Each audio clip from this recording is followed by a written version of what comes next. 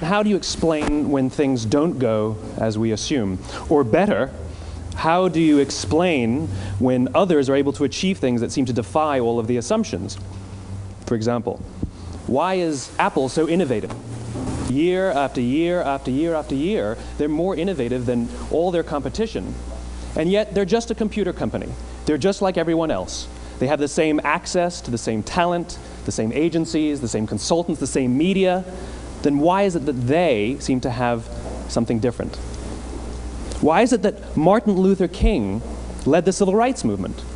He wasn't the only man who suffered in a pre-civil rights America, and he certainly wasn't the only great orator of the day. Why him?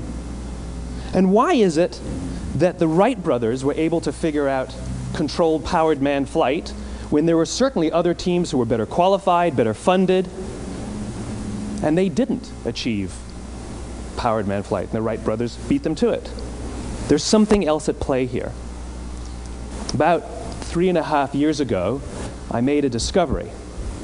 And this discovery profoundly changed my view on how I thought the world worked, and it even profoundly changed the way in which I operate in it.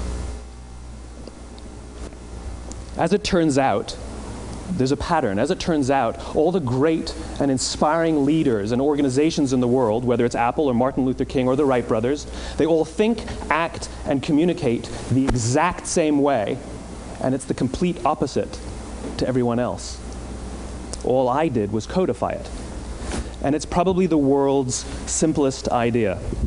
I call it the golden circle.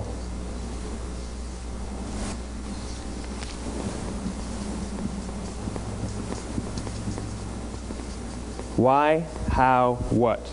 This little idea explains why some organizations and some leaders are able to inspire where others aren't. Let me define the terms really quickly. Every single person, every single organization on the planet knows what they do 100%. Some know how they do it, whether you call it your differentiating value proposition or your proprietary process or your USP. But very, very few people or organizations know why they do what they do. And by why, I don't mean to make a profit. That's a result. It's always a result. By why, I mean what's your purpose? What's your cause? What's your belief? Why does your organization exist? Why do you get out of bed in the morning? And why should anyone care? Well, as a result, the way we think, the way we act, the way we communicate is from the outside in. It's obvious. We go from the clearest thing to the fuzziest thing. But the inspired leaders and the inspired organizations, regardless of their size, regardless of their industry, all think, act, and communicate from the inside out.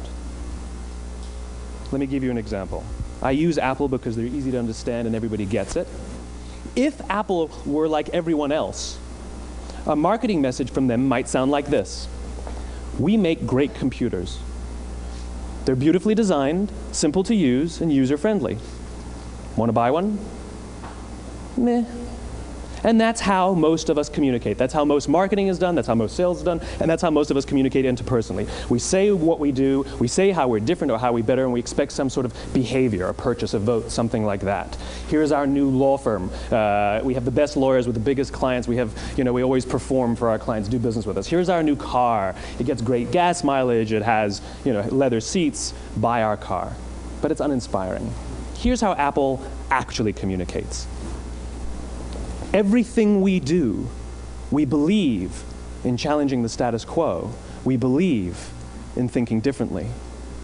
The way we challenge the status quo is by making our products beautifully designed, simple to use, and user-friendly. We just happen to make great computers. Want to buy one? Totally different, right? You're ready to buy a computer from me. All I did was reverse the order of the information. What it proves to us is that people don't buy what you do, people buy why you do it. People don't buy what you do, they buy why you do it. This explains why every single person in this room is perfectly comfortable buying a computer from Apple. But we're also perfectly comfortable buying an MP3 player from Apple, or a phone from Apple, or a DVR from Apple. But as I said before, Apple's just a computer company. There's nothing that distinguishes them structurally from any of their competitors. Their competitors are all equally qualified to make all of these products. In fact, they tried. A few years ago, Gateway came out with flat-screen TVs. They're eminently qualified to make flat-screen TVs. They've been making flat-screen monitors for years. Nobody bought one.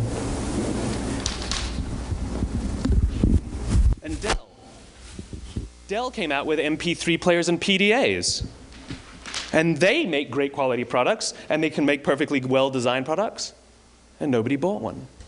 In fact, talking about it now, we can't even imagine buying an MP3 player from Dell. Why would you buy an MP3 player from a computer company? But we do it every day. People don't buy what you do, they buy why you do it. The goal is not to do business with everybody who needs what you have. The goal is to do business with people who believe what you believe. Here's the best part. None of what I'm telling you is my opinion.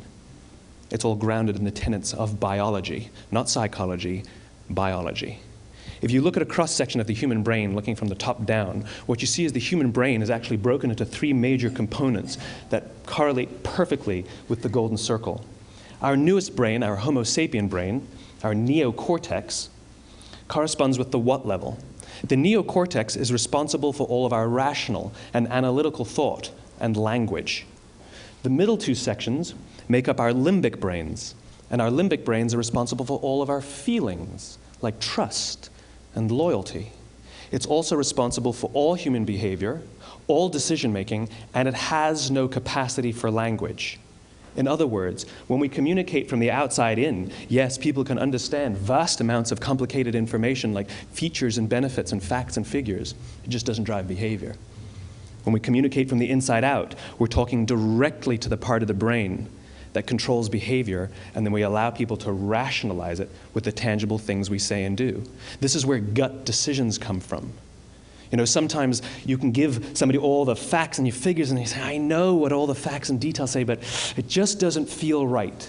Why would we use that verb? It doesn't feel right. Because the part of the brain that controls decision-making doesn't control language. And the best we can muster up is, I don't know, it just doesn't feel right.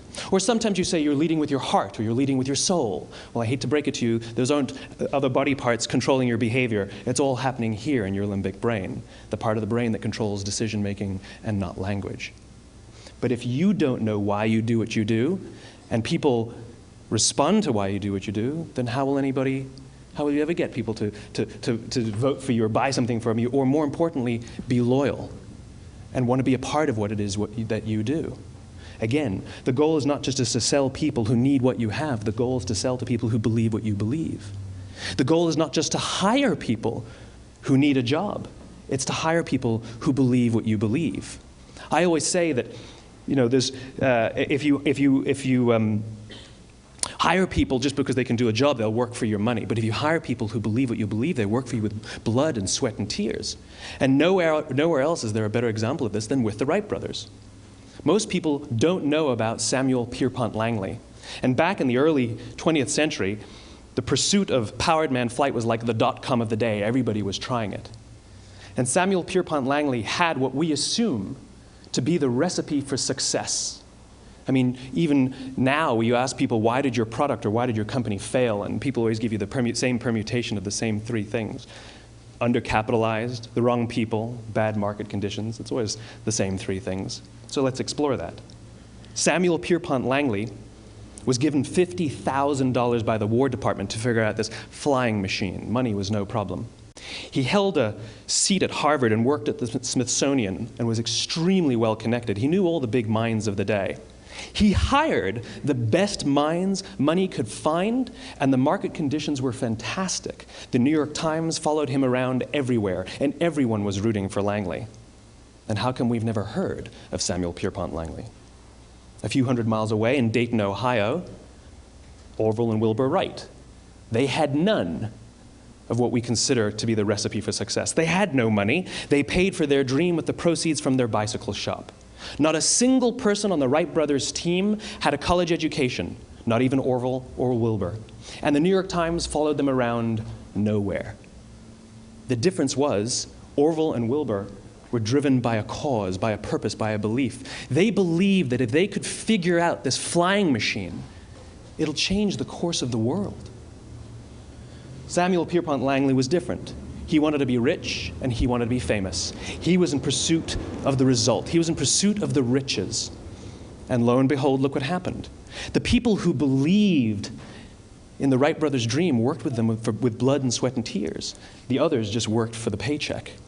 And they tell stories of how every time the Wright brothers went out, they would have to take 5 sets of parts because that's how many times they would crash before they came in for supper. And eventually, on December 17th, 1903, the Wright brothers took flight. And no one was there to even experience it. We found out about it a few days later. And further proof that Langley was motivated by the wrong thing, the day the Wright brothers took flight, he quit.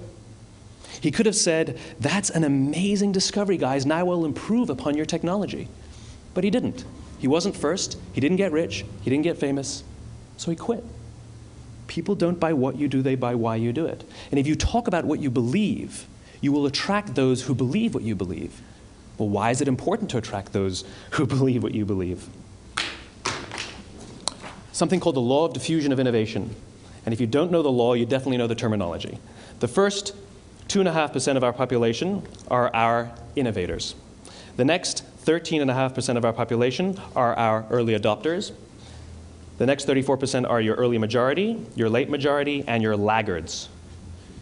The only reason these people buy touch-tone phones is because you can't buy rotary phones anymore.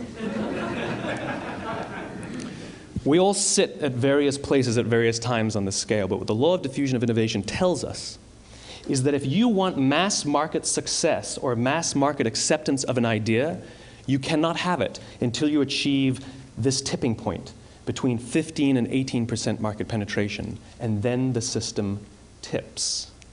And I love asking businesses, what's your conversion on new business? And they love to tell you, oh, it's about 10% proudly. Well, you can trip over 10% of the customers. We all have about 10% who just get it. That's how we describe them, right? That's like that gut feeling, oh, they just get it. The problem is, how do you find the ones that just get it before you're doing business with them versus the ones who don't get it? So it's this here, this little gap, that you have to close, as Geoffrey Moore calls it, crossing the chasm. Because you see, the early majority will not try something until someone else has tried it first. And these guys, the innovators and the early adopters, they're comfortable making those gut decisions. They're more comfortable making those intuitive decisions that are driven by what they believe about the world, and not just what product is available. These are the people who stood online for 6 hours to buy an iPhone when they first came out, when you could have just walked into the store the next week and bought one off the shelf. These are the people who spent $40,000 on flat-screen TVs when they first came out, even though the technology was substandard. And by the way, they didn't do it because the technology was so great. They did it for themselves. It's because they wanted to be first. People don't buy what you do, they buy why you do it. And what you do simply proves what you believe. In fact, people will do the things that prove what they believe. The reason that person bought the iPhone in the first 6 hours, or stood in line for 6 hours, was because of what they believed about the world and how they wanted everybody to see them. They were first. People don't buy what you do, they buy why you do it. So let me give you a famous example, a famous failure and a famous success of the Law of Diffusion of Innovation. First, the famous failure. It's a commercial example. As we said before a second ago, the recipe for success is money and the right people and the right marketing conditions, right? You should have success then. Look at TiVo. From the time TiVo came out about 8 or 9 years ago to this current day, they are the single highest quality product on the market. Hands down, there is no dispute. They were extremely well funded. Market conditions were fantastic. I mean, we use TiVo as a verb. I TiVo stuff on my piece of junk Time Warner DVR all the time. But TiVo is a commercial failure. They've never made money. And when they went IPO, their stock was at about $30 or $40 and then plummeted, and it's never traded above 10. In fact, I don't think it's even traded above 6, except for a couple of little spikes. Because you see, when TiVo launched their product, they told us all what they had. They said, we have a product that pauses live TV, skips commercials, rewinds live TV, and memorizes your viewing habits without you even asking. And the cynical majority said, we don't believe you, we don't need it, we don't like it, you're scaring us.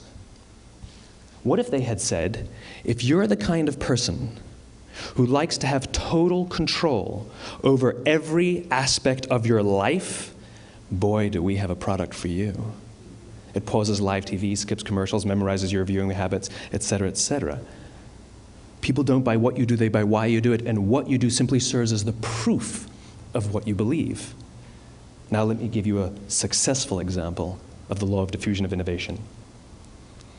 In the summer of 1963, 250,000 people showed up on the Mall in Washington to hear Dr. King speak. They sent out no invitations, and there was no website to check the date.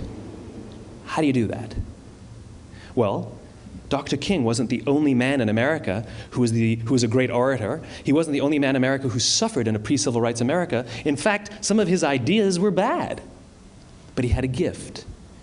He didn't go around telling people what needed to change in America. He went around and told people what he believed. I believe, I believe, I believe, he told people.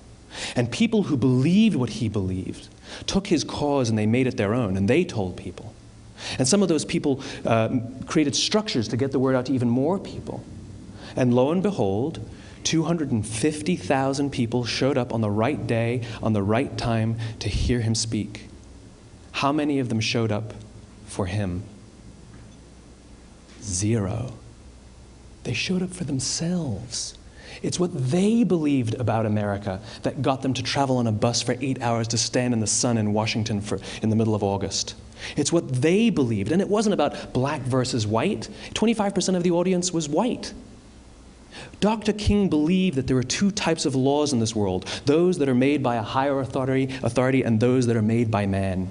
And not until all the laws that are made by man are consistent with the laws that are made by the higher authority will we live in a just world. It just so happens that the civil rights movement was the perfect thing to help him bring his cause to life. We followed him not for him, but for ourselves. And by the way, he gave the I have a dream speech, not the I have a plan speech. Listen to politicians now with their comprehensive 12-point plans. They're not inspiring anybody. Because there are leaders and there are those who lead. Leaders hold a position of power or authority, but those who lead inspire us.